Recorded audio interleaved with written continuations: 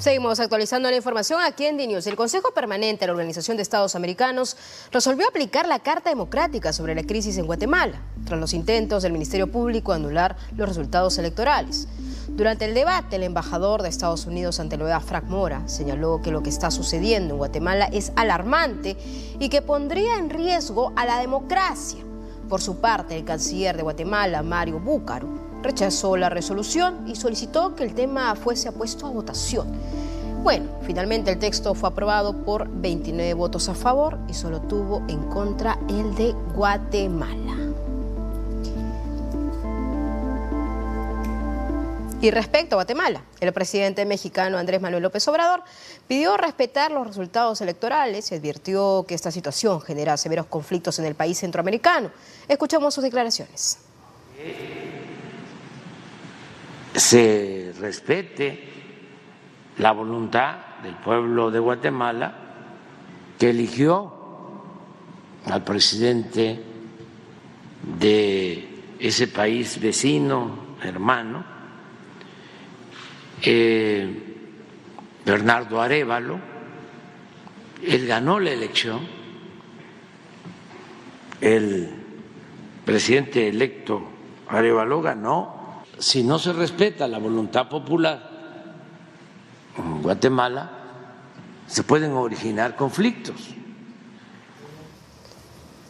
Bueno, para analizar sobre este tema me voy a comunicar con Luis Mac, analista político desde Guatemala. Un placer tenerlo, Luis.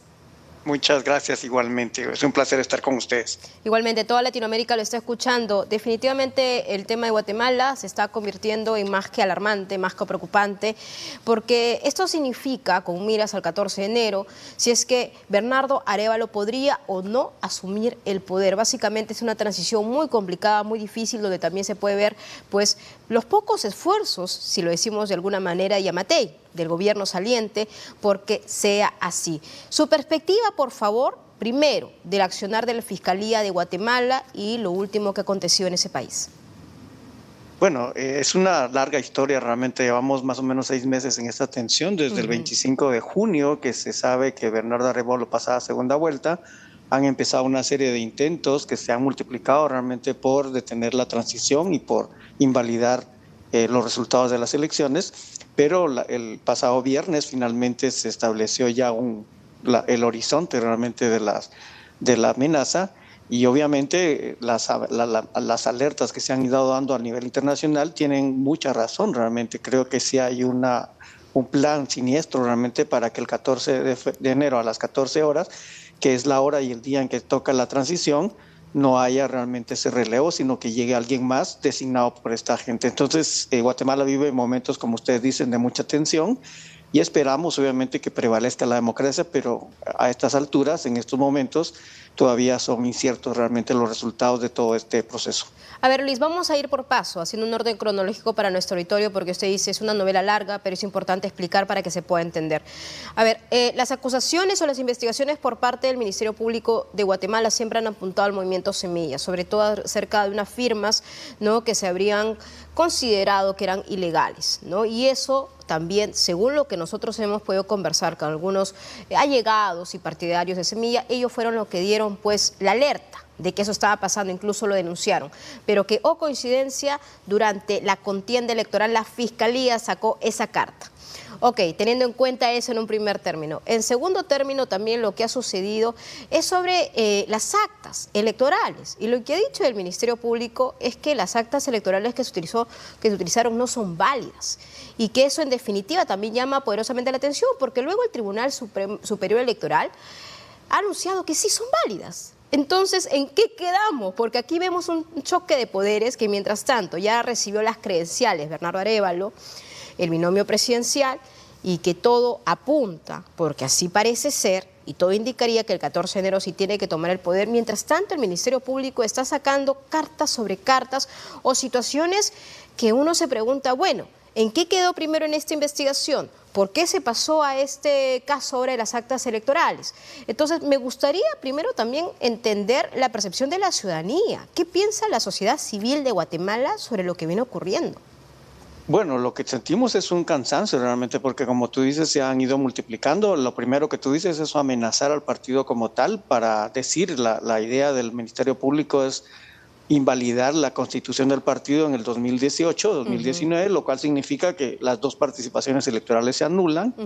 El otro es, como tú bien dices, anular las actas y entonces decir desconocen los resultados de las elecciones, pero aparte también hay procesos que se han desarrollado para detener y para enjuiciar realmente al presidente electo y a algunos de sus miembros. Entonces son muchas amenazas realmente las que se han planteado y justamente ese conjunto de amenazas es la que han llamado la atención a la comunidad internacional. Importante lo que dice, porque una de esas denuncias tiene que ver con un acto político dentro de la universidad, no recuerdo bien el nombre, de una universidad, la única universidad pública de Guatemala, la Universidad de San Carlos, donde estaban también partidarios del movimiento Semilla, también Bernardo Arévalo, y por el simple hecho de hacer presencia dirigencial, política, apoyando pues una demanda, eso significa bueno, un elemento probatorio por parte de la Fiscalía de que estarían asusando, ¿no? Cometiendo delitos.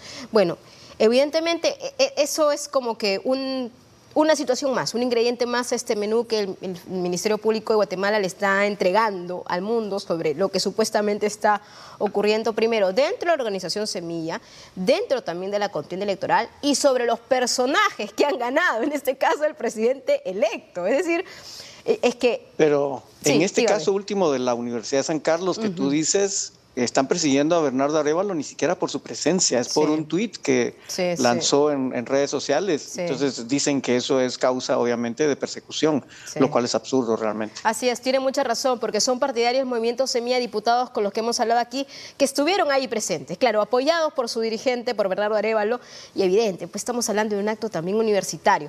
Bueno, teniendo en cuenta todo esto que le venimos contando aquí a la comunidad internacional, ¿cuál es el escenario que se avisora en Guatemala según su perspectiva?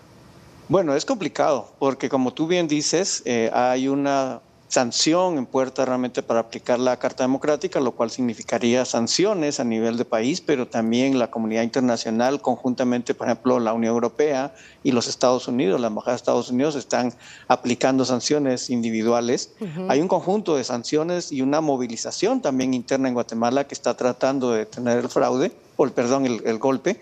Pero en la práctica esta gente ha seguido adelante. Realmente creo que lo que ha ido pasando es que se ha ido radicalizando las dos posturas, la postura pro-democrática y la postura que intenta detener la transición. Y entonces a estas alturas no se sabe realmente qué va a pasar. Son 32 días para la toma de posesión y realmente ningún analista político sabe qué es lo que va a pasar. Porque incluso algunos dicen en esa lógica, incluso el 14 a las 13 horas, por ejemplo, una hora antes de asumir, le pueden dar un golpe a Bernardo Arévalo. Ya no habría tiempo para reaccionar, lo cual hace que de aquí al 14 de enero va a ser un tiempo muy intenso en Guatemala, como ya ha sido en los meses pasados. Claro, y sobre todo cuando después va toda la defensa técnica de Bernardo Arévalo y su equipo a pedir sustento al Ministerio Público, no le quiere dar la documentación. Entonces, ¿por qué? Y no solo es el Ministerio Público, son las Cortes, la Corte de Constitucionalidad, la Corte Suprema de Justicia, el Congreso de la República. Prácticamente todas las instancias del Estado actualmente están en contra de la transición, lo cual hace muy peligrosa, obviamente, el momento actual. Bien, muchas gracias Luis Mac, analista político desde Guatemala, por su perspectiva. Muy buenas tardes. Muy buenas tardes, muchísimas gracias por el espacio.